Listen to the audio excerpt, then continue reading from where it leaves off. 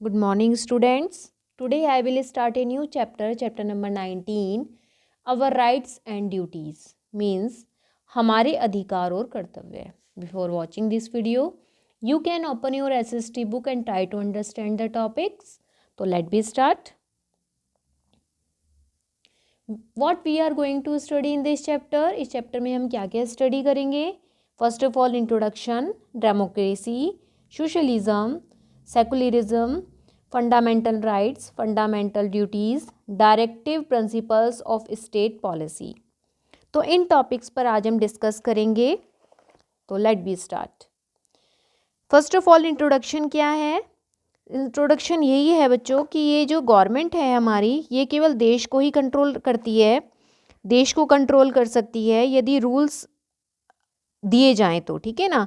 इस नियम को, ये जो रूल्स हैं वो कहाँ से आए हैं हमारी गवर्नमेंट के पास में? ये रूल्स जो आए हैं वो आए हैं, ये जो रूल हैं कॉन्स्टिट्यूशन के रूप में जाने जाते हैं. कॉन्स्टिट्यूशन के रूप में क्या जाते हैं? ये जाने जाते हैं. ये कॉन्स्टिट्यूशन ऑफ इंडिया, कॉन्स्टिट्यूशन को क्या कहते हैं बच्चों हम? संविधान. ये कॉन्स्टिट्यूशन ऑफ इंडिया सबसे लॉन्गेस्ट कॉन्स्टिट्यूशन माना जाता है वर्ल्ड के अंदर. हमारी इंडिया का जो कॉन्स्टिट्यूशन है ये वर्ल्ड के अंदर क्या माना जाता है? सबसे लॉन्गेस्ट यानी बड़ा, ठीक है, माना जाता है वर्ल्ड के अंदर. ये supreme law of the land यानी देश के सर्वोच्च कानून द्वारा माना जाता है, ठीक है. इस कॉन्स्टिट्यूशन का इफेक्ट जो हुआ था वो कब आया था? 26 जनवरी 1950 में आया था इंडिया के अंदर. इस डे को हम रिपब्लिक डे के रूप में सेलिब्रेट किया करते हैं बेटा, ठीक है. ये कॉन्स्टिट्यूशन बेस्ड है प्रिंसिपल ऑफ डेमोक्रेसी, लोकतंत्र के ऊपर, सोशलिज्म समाजवाद, और सर्कुलिज्म यानी कि धर्मनिरपेक्षता के ऊपर. ओके. तो फर्स्ट ऑफ ऑल हमारा टॉपिक आता है डेमोक्रेटिक या डेमोक्रेसी यानी लोकतंत्र या जनतंत्र. This means that all the people of country will choose for elected leader who would form the government. इसका मीनिंग क्या होता है कि कुछ हमारे इंडिया के जो लोग हैं उनको संपूर्ण अधिकार होता है उनको चूज़ करने का अपने लीडर को, किसके द्वारा? इलेक्टेड वोट के द्वारा, जो कि गवर्नमेंट बनाते हैं, ठीक है. If the people are not happy, अगर जिन लोगों ने वोटिंग की है, इलेक्ट किया है उस लीडर को, अगर वो हैप्पी नहीं है उनके काम से, उस लीडर से हैप्पी नहीं है, तो वो क्या कर सकते हैं? उसको रिमूव भी कर सकते हैं उसकी पोस्ट से. ये अधिकार होते हैं उनके. फिर क्या आता है हमारा? सेकंड पॉइंट आता है सोशलिज्म. सोशलिज्म मीन्स क्या होता है बेटा? This means that all the people in country will be treated at equal. इसका मीनिंग होता है कि हमारे इंडिया के अंदर जो भी लोग हैं उनको क्या किया जाए? इक्वली ट्रीट किया जाए, उनको समान रूप से माना जाए. ऐसा नहीं है कि कलर के ऊपर, कास्ट के ऊपर, रिलीजन के ऊपर उसको अलग अलग कर दिया जाए. नहीं, हमारे इंडिया के अंदर इनको एक ही माना जाए, ठीक है. The government will not differentiate between people on the basis of their caste, religion और any other way.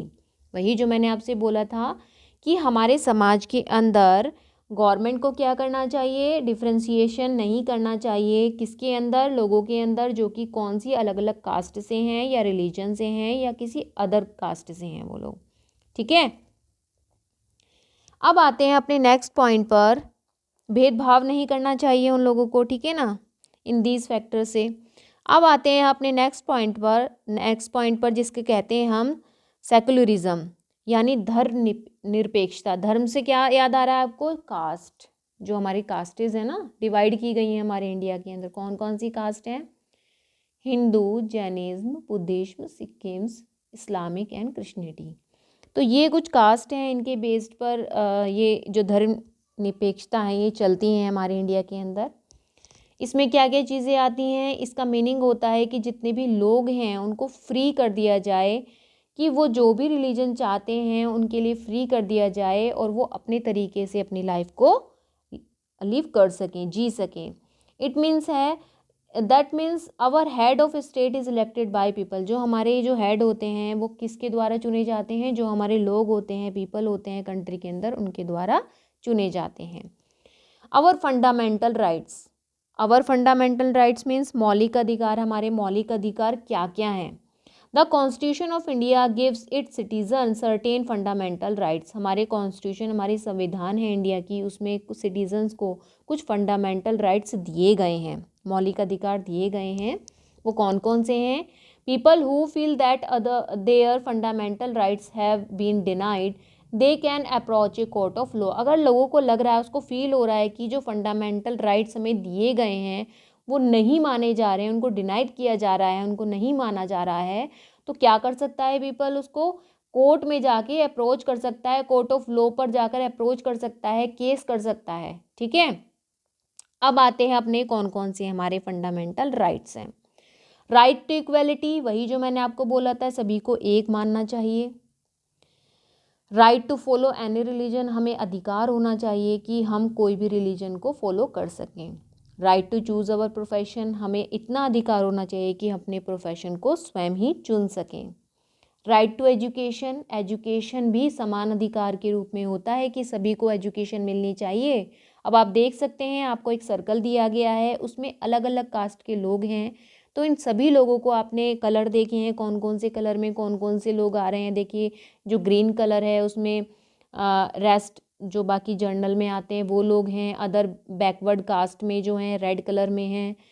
Schedule caste जो आ रहा है वो येलो कलर में है, एंड शेड्यूल ट्राइब्स जो आ रहे हैं वो ग्रीन कलर में है। तो इतने इतने परसेंट लोग इस कास्ट में हमारे इंडिया के अंदर हैं। तो सभी को पूर्ण अधिकार होता है, वो राइट्स होते हैं कि वो एजुकेशन को जो शिक्षा है वो ले सकें। फिर आते हैं अपने नेक्स्ट, एक हमारा और पॉइंट आता है इसके अंदर, राइट अगेंस्ट एक्सप्लोटेशन, मतलब कि हमें क्या करना चाहिए? हमें शोषण के खिलाफ भी आवाज़ उठानी चाहिए। शोषण किनका होता है? मालूम है आपको किनका होता है? शोषण होता है जो हमारी चाइल्ड लेबर होती है, बंधुआ मजदूर होते हैं हमारे। ठीक है, आपने ट्रैफिक पर देखा होगा, जैसे हमारा ट्रैफिक चल रहा है, सिग्नल्स आते हैं, वहाँ पर कुछ लोग बैगिंग करते हैं, बच्चे बैगिंग करते हैं। तो ये जो शोषण होता है, इसके भी अगेंस्ट बहुत सारे लॉ बनाए गए हैं, तो इनके भी अगेंस्ट हमको वर्क करना चाहिए। एक होता है राइट टू जस्टिस, न्याय भी बहुत ज़रूरी होता है।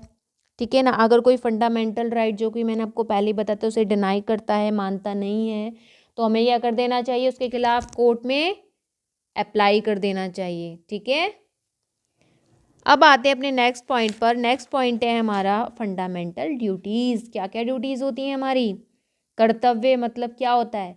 We must honour the national flag and national anthem, हमें क्या करना चाहिए? सम्मान देना चाहिए, ऑनर करना चाहिए अपने नेशनल फ्लैग को एंड नेशनल एंथम। क्या करते हैं हम?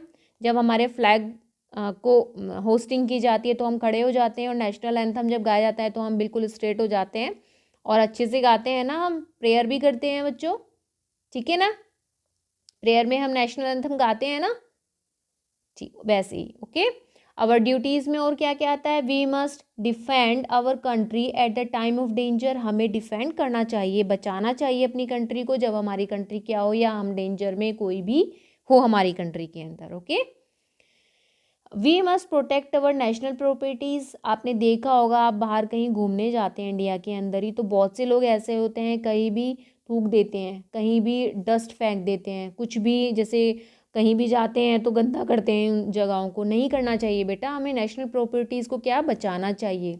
ठीक है ना, उनको हम देखने के लिए जाते हैं तो उसको प्रोटेक्ट करना चाहिए हमें। अगर कोई गंदा करते हैं तो आज की बात आप क्या करेंगे? उनको मना करेंगे, नहीं आप ऐसा नहीं करो, ये हमारी नेशनल प्रॉपर्टी है, इसको गंदा नहीं करेंगे हम। ठीक है, we must treat India as equal, हमें इंडिया के अंदर सभी को क्या करना चाहिए? इक्वली ट्रीट करना चाहिए। ओके, अब हमारा नेक्स्ट पॉइंट आता है directive principles of state policy means, राज्य के नीति निर्देश तत्व क्या क्या है, प्रिंसिपल्स क्या क्या हैं। Okay, providing proper living condition for all citizens, हमें जो गवर्नमेंट को क्या करना चाहिए? पूरे इंडिया के सिटीजन्स को प्रॉपर लिविंग कंडीशन, यानी घर होने चाहिए सभी के पास में। ठीक है, पक्की रोड होनी चाहिए, कच्चा रास्ता नहीं होना चाहिए, क्लीनिंग होनी चाहिए प्रॉपर तरीके से, स्कूल कॉलेजेस वगैरह प्रॉपर होने चाहिए। ठीक है ना, जैसे आप स्लम्स देखते हो, झुग्गी झोपड़ियाँ देखते हो, वहाँ पे कौन लोग रहते हैं जिनके पास प्रॉपर पक्का घर नहीं होता है। ठीक है ना, तो उनको भी प्रोवाइड करना चाहिए घर। Providing work for everyone, unemployment कहाँ से आती है? जहाँ पर वर्क नहीं होता है, तो क्या करना चाहिए? कि उन लोगों को जो अच्छे एजुकेटेड लोग हैं उनको क्या करना चाहिए, एजुकेटेड भी हैं और जिनको वर्क की ज़रूरत भी है तो उनको क्या करना चाहिए, वर्क प्रोवाइड करना चाहिए, ठीक है ना, जिनको नीड है। Ensuring that some people do not become rich by exploiting other. आपने देखा होगा कि कुछ लोग निश्चित कर लेते हैं, इंश्योर कर लेते हैं कि ये लोग कभी भी रिच नहीं हो सकते हैं, गरीब ही रहेंगे। तो क्यों होते हैं वो गरीब, क्योंकि उनको शोषण किया जाता है। जो पैसे वाले लोग होते हैं, रिच लोग होते हैं, वो उनको अमीर बनने ही नहीं देते हैं क्योंकि उनको लगता है कि ये लोग गरीब ही रहेंगे हमेशा, ठीक है। तो ये जो एक्सप्लॉइटिंग होती है इसको क्या करना चाहिए, रोकना चाहिए, ठीक है। गवर्नमेंट को इनके खिलाफ भी कुछ करना चाहिए। Improving the condition of weaker sections of society such as those belonging to scheduled caste. Improve करनी चाहिए जो वीक लोग हैं, जो कमज़ोर लोगों का सेक्शन है, उनको उनकी कंडीशन को क्या करना चाहिए, अच्छा बनाने की इच्छा रखनी चाहिए गवर्नमेंट को, और कुछ कदम उठाने चाहिए। जैसे कि शेड्यूल कास्ट हैं उसमें काफ़ी लोग ऐसे हैं जो अनएम्प्लॉयमेंट है उनके वहाँ पर गरीबी है, बहुत ज़्यादा पुअर हैं वो लोग, एजुकेशन लेवल कुछ नहीं है, घर नहीं है उनके पास, तो उनके लिए वर्क करना चाहिए, इम्प्रूव करना चाहिए वहाँ की सिचुएशंस को, ओके। वहाँ के लोगों के लिए वर्क करना चाहिए। I hope you will understand all the topics. Thank you so much. Stay safe, stay home. Thank you.